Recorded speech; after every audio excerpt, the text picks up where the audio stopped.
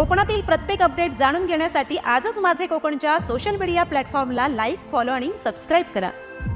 चिपळूणमध्ये आमदार भास्कर जाधव यांनी उपमुख्यमंत्री अजित पवार यांच्या निधनावर तीव्र शोक व्यक्त केलाय. अजितदादांच्या निधनाची बातमी ऐकून मन पूर्णपणे सुन्न झाले असल्याचं ते म्हणालेत. दिवसाचे 24 तास जनतेच्या समस्यांसाठी झटणारा आणि लोकांसाठी सतत धावणारा एक महान जननायक आज आपल्यातून निघून गेला असल्याची तीव्र भावना त्यांनी व्यक्त केली. भावना अत्यंत वेदनादायी आहे. नियती एवढी कठोर आणि क्रूर असू शकते का, ही असा माझा प्रश्न खरं तर ज्या वेळेला ही बातमी टी व्हीवर मी बघितली, ऐकली, त्यावेळेला मनामध्ये पहिला प्रश्न आला.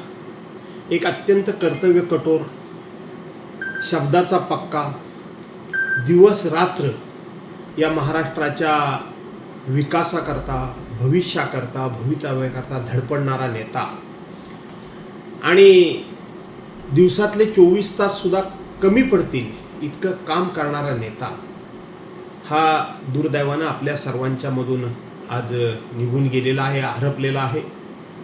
मी सुरुवातीलाच माननीय अजितदादा यांना भावपूर्ण श्रद्धांजली माझ्या कुटुंबियांतर्फे, शिवसेना उद्धव बाळासाहेब ठाकरे पक्ष विधिमंडळातर्फे आणि माझ्या पक्षातर्फे संपूर्ण महाराष्ट्रातर्फे मी श्रद्धांजली अर्पण करतो.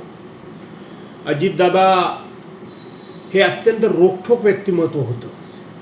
अजितदादा थोडे तामशी होते, पण तितकेच मनानं हळवे देखील होते आणि तितकेच शब्दाचे पक्के देखील होते. आज ते आपल्यामधून निघून गेलेले आहेत.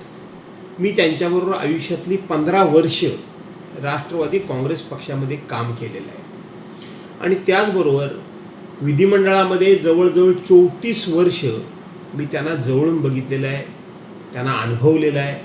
त्यांचा स्वभाव, त्यांची वागण्याची पद्धत, त्यांची काम करण्याची हातोटी ही मी जवळून अभ्यासलेली देखील आहे.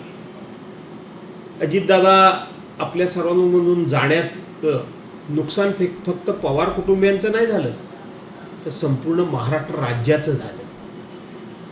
महाराष्ट्रातल्या प्रत्येक नागरिकाला, पक्ष कुठलाही असू द्या, पण त्या पक्षातल्या माणसाला कुठे ना कुठेतरी असा एक हळवा कोपरा, हळवा विचार होता की अजितदादा एक ना एक दिवस या महाराष्ट्राचे मुख्यमंत्री झाले पाहिजे, असं प्रत्येकाला वाटत होतं.